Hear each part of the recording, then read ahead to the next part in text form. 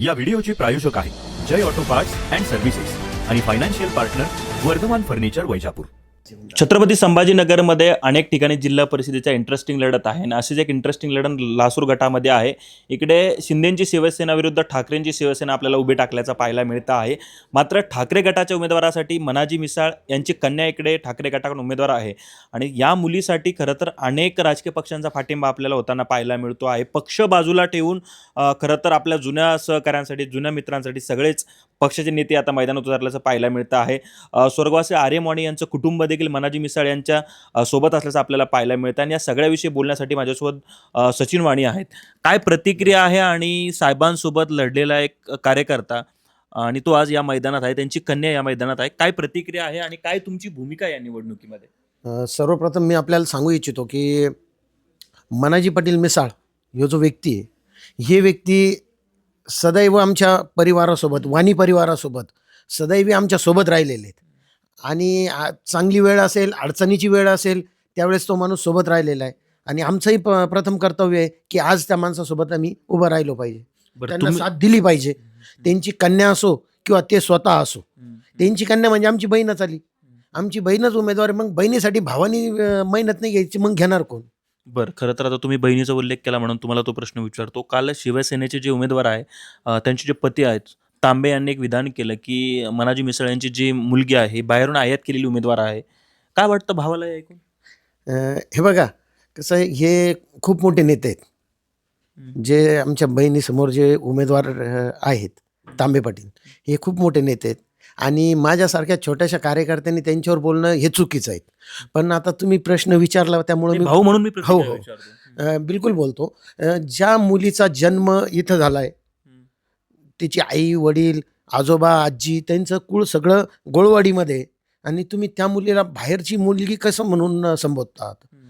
जर तुम्हाला तुमच्या घरातूनच म्हणजे घरातल्या मुलीलाच तुम्ही तुमचं स्वतःचं म्हणू शकत नाही, तर मग तुम्ही बाहेर म्हणजे मतदारांनी यांच्याकडून अपेक्षा काय ठेवायची? तर जर हे स्वतःच्या मुलीला म्हणजे ही मनाजी पाटलाची मुलगी असो काय आणि तांबे पाटलाची मुलगी असो काय, या जागेवर जर तांबे पाटलांचीच मुलगी जर असती तर त्यांनी हेच विधान केलं असतं का? नाही। परंतु प्रचाराचा स्तर याने पूर्णपणे खालावला गेला असं तुम्हाला वाटतं का? विधान चुकीच्या पद्धतीने हो, 100% प्रचाराचा स्तर एकदम 100% खालावला गेलेला आहे आणि ह्या पद्धतीचं राजकारण मी तरी नाही बघितलं। आमच्या वडिलांचं राजकारण बघितलं, स्वर्गीय कैलासबाबांचं राजकारण बघितलं आणि रामकृष्ण बाबांचं राजकारण बघितलं। ठीक आहे, थोडं माझ्या नशिबात थोडं आलं, त्यांचं राजकारण बघण्याचा योग मला थोडा मिळाला काय, पण जे काही बघितलं ते एकनिष्ठपणाने बघितलं। जो कार्यकर्ता असेल तो ज्या नेत्याकडे आहे त्याच नेत्याचं काम केलं त्यांनी। ह्या पद्धतीने एवढ्या खालच्या स्तराला जाऊन कोणी टीका नाही केली।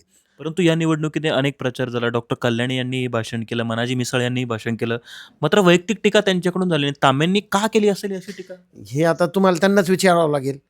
हे त्यांना म्हणजे जशी बुद्धी सुचली त्या पद्धतीने ते बोललेत, हे तुम्ही त्यांनाच विचारू शकता, त्यांनाच विचारावं लागेल। बरं, तुम्ही आता भाजपामध्ये आहेत, अनेक वेळा म्हटलं जातं की शिंदे सेनेत भाजपाचं तालुक्यामध्ये फाटलंय असं बोललं जातं, मात्र उमेदवारांकडून असं प्रचार केला जातो की भाजपा त्यांच्यासोबत आहे।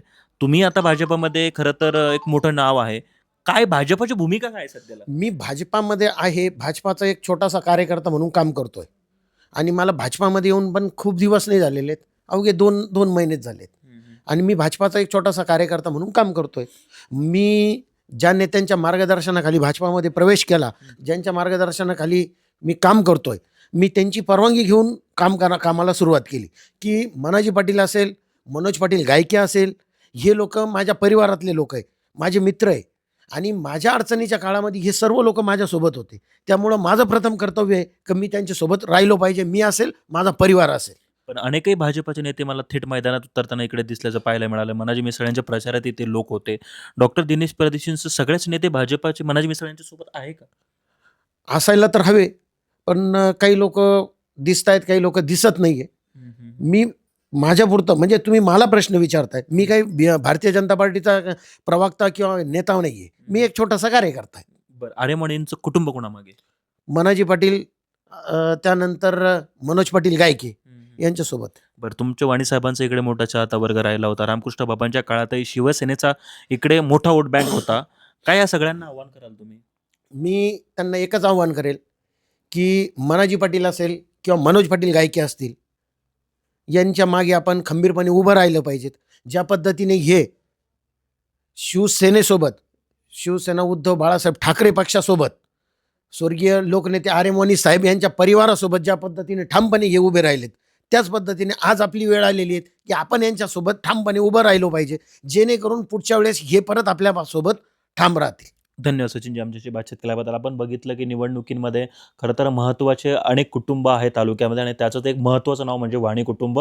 वाणी कुटुंब कुठल्या निवडणुकीमध्ये कुणासोबत जातं यावरती बऱ्याच चित्र खरं तर अवलंबून असतं आणि शिवर घाटातलं हे चित्र आर.एम. वाणी यांचं कुटुंब खरं तर मनाजी मिसाळ यांच्या पाठीशी आता ठामपणे उभं राहताना आपल्याला पाहायला मिळतं आहे आणि या सगळ्या पाठबळामुळे ही निवडणूक आणखीनही आता चुरशीची होताना आपल्याला पाहायला मिळते. माझा सहकारी कृष्णासोबत मी नितीन थोरात, वैजापूर, छत्रपती संभाजीनगर.